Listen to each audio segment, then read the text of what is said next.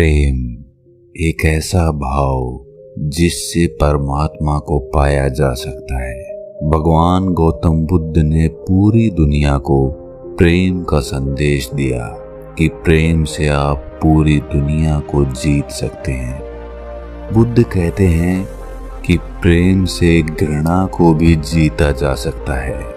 आप खुद सोचें कि आपका मन सबसे ज्यादा क्या चाहता है और इसका जवाब आपको मिलेगा प्रेम प्रेम प्रेम। जी हाँ, दुनिया में चाहे पशु हो, पक्षी हो या कोई भी प्राणी हो, हर प्राणी का मन सिर्फ प्रेम चाहता है। लेकिन हम सभी प्रेम के भाव को समझ ही नहीं पाते और सब अलग दिशा में चलते रहते हैं। अज्ञानता से दिव्य प्रेम वासना और घृणा में बदल जाता है। चलिए दिव्य प्रेम को गौतम बुद्ध की एक कहानी के माध्यम से समझने की कोशिश करते हैं। एक बार बुद्ध के एक शिष्य एक दिन गांव में घूमने के लिए गए हुए थे। घूमते हुए उन्हें बहुत प्यास लग गई। वो एक कुएं के पास गए। वहां पर एक युवती ने उन्हें पानी पिलाने के लिए कहा। पहले तो वो पानी देने के लिए मान गई, लेकिन बाद में उसने घड़ा पीछे कर पानी देने से मना कर दिया। वो बोले, क्या हुआ? युवती बोली, मैं नीची जाति से हूँ। मेरे हाथ का पानी पीने से आपका धर्म भ्रष्ट हो जाएगा। आनंद ने कहा कि आप इसकी चिंता ना करें, मुझे पानी पिलाएं। पानी पिलाना तो पुण्य का काम होता है। हमारे गुरु बुद्ध कहते हैं कि इस धरती पर कोई ऊंच नीच नहीं होती, सब समान होते हैं। ये सुनकर वो युवती बेहद खुश हो गई और उन्हें पानी पिलाया।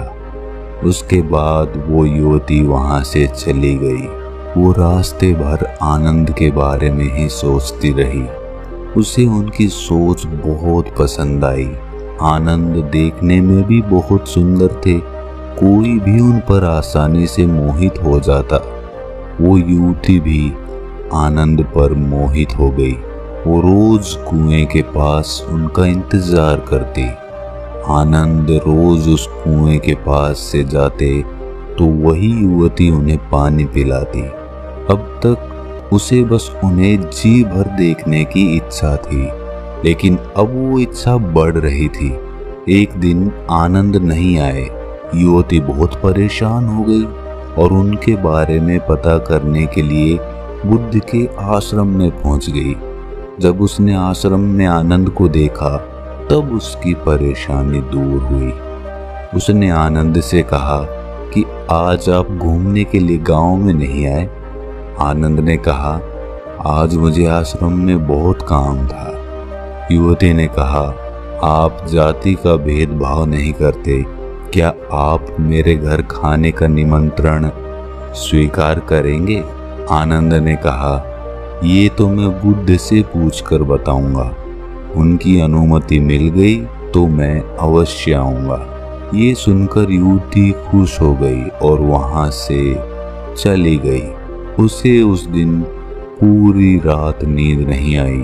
उसे लगा कि आनंद भी उसे प्रेम करता है, इसीलिए वो उसके घर खाने पर आ रहे हैं। अगले दिन आनंद बुद्ध से अनुमति लेकर उस युवती के घर गए। युवती ने उनके लिए अलग अलग तरह के पकवान बनाए थे। उन्होंने उसे बड़े प्रेम से ग्रहण किया। उसके बाद युवती ने आनंद से कहा, अगर आप ऊंची नीची जाति का भेदभाव नहीं करते हैं तो क्या मैं आपसे अपने मन की बात कर सकती हूँ? आनंद ने कहा, हाँ जरूर बोलो। युवती ने कहा, मैं आपसे प्रेम करने लगी हूँ, आपसे शादी करना चाहती हूँ। क्या आप मुझसे शादी करेंगे? आनंद ने ये सुनकर कहा, कि प्रेम करना कोई गलत बात नहीं है। प्रेम तो हर किसी को करना चाहिए, लेकिन मैं आपसे विवाह नहीं कर सकता। मैं एक सन्यासी हूँ। मेरे जीवन का लक्ष्य विवाह करना नहीं है। मैं केवल बुद्ध की सेवा करना चाहता हूँ। युवती ने कहा, मैं आपको बुद्ध की सेवा करने से नहीं रोकूंगी, बल्कि आपके साथ मैं भी उनकी सेवा करूंगी। आनंद ने कहा, जो तुम सोच रही हो वो नहीं हो सकता है। और ये कहकर वो वहां से उठकर चले गए। अब वही प्रेम युवती के लिए पीड़ा का कारण बन गया।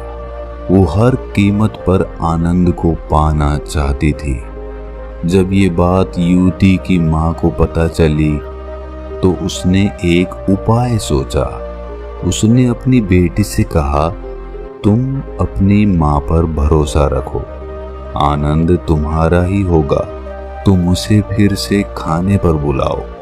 मैं उसके खाने में बेहोशी की दवा मिला दूंगी। उसके बाद तुम उससे गंधर्व विवाह कर लेना। युवती ने कहा, क्या ये सही रहेगा माँ? उसकी माँ ने कहा, प्रेम में सही और गलत नहीं होता।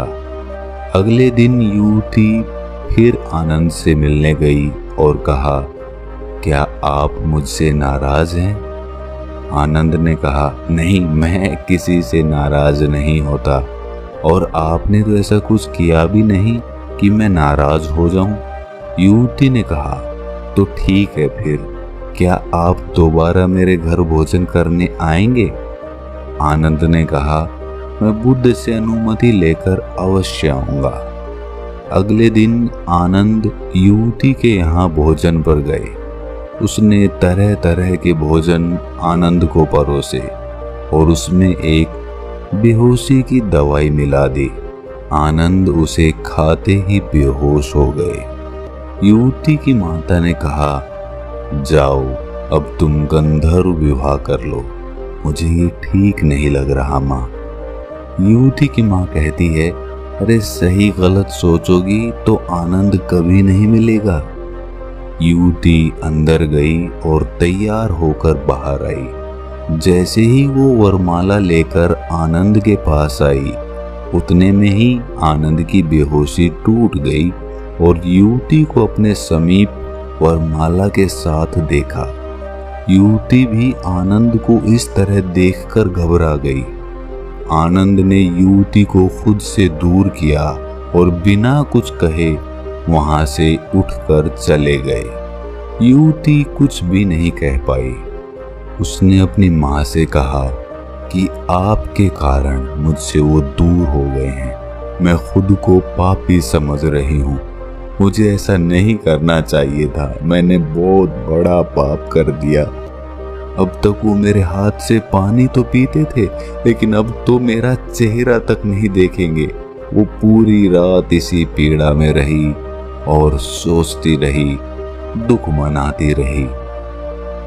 अगले दिन सुबह होते ही वो बुद्ध के आश्रम में पहुंच गई और बुद्ध से कहा कि मुझसे बहुत बड़ा पाप हो गया है, आप मुझे उस पाप की सजा दें। बुद्ध मुस्कुराकर बोले, मुझे आनंद ने तुम्हारे बारे में बताया। तुमने कोई पाप नहीं किया है, तुमने तो प्रेम किया है। युवती बोली, लेकिन आनंद तो मुझसे प्रेम नहीं करते, अब तो वो मुझसे घृणा करेंगे। बुद्ध ने कहा, आनंद तुमसे घृणा नहीं करता, वो किसी से घृणा नहीं करता, वो तो बस प्रेम करता है और वो तुमसे भी प्रेम करता है। वो सबसे प्रेम करता है। तुमने अभी प्रेम की वास्तविकता को समझा ही नहीं है। जो प्रेम करुणा लाए, आसपास शांति लाए, वही सच्चा और दिव्य प्रेम होता है। ऐसा प्रेम कभी खत्म नहीं होता। इसके विपरीत जो प्रेम क्रोध, लालच, क्रूरता को लेकर आए, स्वतंत्रता का हनन करे, मन में पीड़ा और अशांति लेकर आए, गलत काम कराए, इसे प्रेम नहीं कहते, उसे वासना कहते हैं। आनंद में आज भी शांति है, वो आज भी आनंदित है।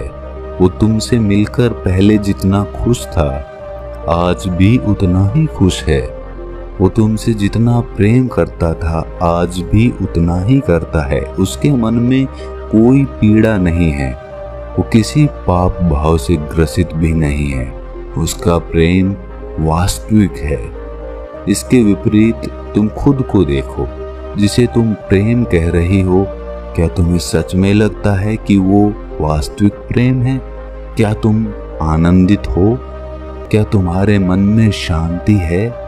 क्या तुम्हारे प्रेम ने तुमसे कोई गलत काम नहीं कराया? पहले तुम कितनी खुश थी, आज देखो तुम कितनी पीड़ा में हो। तब तुम कैसे कह सकती हो कि तुम प्रेम करती हो? वो युवती गौतम बुद्ध के चरणों में गिरकर बोली, मुझे क्षमा कर दें, आप सही कहते हैं, मैं प्रेम को समझ ही नहीं पाई। आप मुझे भी अपने संग में शामिल कर लें, मैं भी वास्तविक प्रेम को जानना चाहती हूँ। दोस्तों, हम सभी प्रेम करते हैं। माता पिता, भाई बहन, पति पत्नी, दोस्त, प्रेमी प्रेमिका, सभी को प्रेम चाहिए। लेकिन क्या हम जिस प्रेम के पीछे भागते हैं उसे समझते भी हैं? वास्तव में जिसे हम प्रेम समझ बैठे हैं वो वासना के अलावा कुछ भी नहीं है। अगर आपका प्रेम आपको स्वार्थ की तरफ धकेल रहा है तो आप समझ जाना कि आप प्रेम नहीं करते। ये आपका कोई निजी स्वार्थ है जिसके कारण आप प्रेम का ढोंग कर रहे हैं। वास्तविक प्रेम लेना नहीं, देना सिखाता है, और उसे देने में हमें हमेशा सकारात्मक ऊर्जा का अनुभव होगा। कहते हैं एक माँ अपने बच्चे से निस्वार्थ प्रेम करती है। वो अपने बच्चों के लिए सब सुख दुख हंसते हुए जीवन निकाल देती है, लेकिन उन्हें तकलीफ नहीं होने देती। लेकिन वही माँ क्या दूसरे के बच्चों को भी वही प्रेम दे सकती है? अगर हाँ, तो वही वास्तविक निस्वार्थ प्रेम है, और अगर नहीं तो वो लालच से जुड़ा हुआ है। उसे वास्तविक प्रेम नहीं कहा जा सकता। दिव्य प्रेम हर प्राणी के लिए, हर इंसान के लिए, हर जानवर के लिए, पेड़ पौधों के लिए बराबर होता है। वो किसी में कोई फर्क नहीं करता। और जो हमारा प्रेम होता है, जो वासना से परिपूर्ण होता है, वो प्राणियों में तो क्या, लोगों में भी भेद कर देता है। जैसे मैं उससे ज्यादा प्रेम करता हूँ, इससे कम प्रेम करता हूँ, नहीं, प्रेम तो हर जगह बराबर होता है।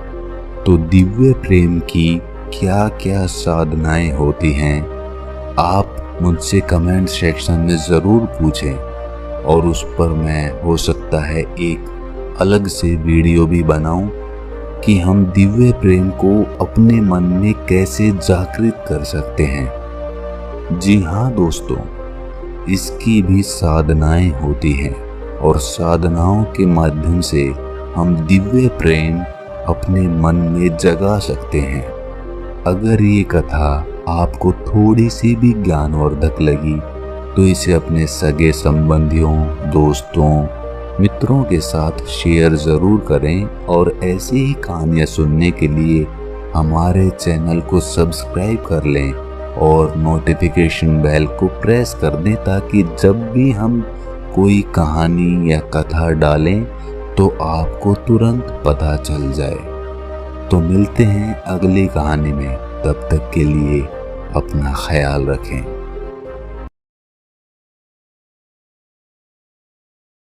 Thanks for watching. Please subscribe.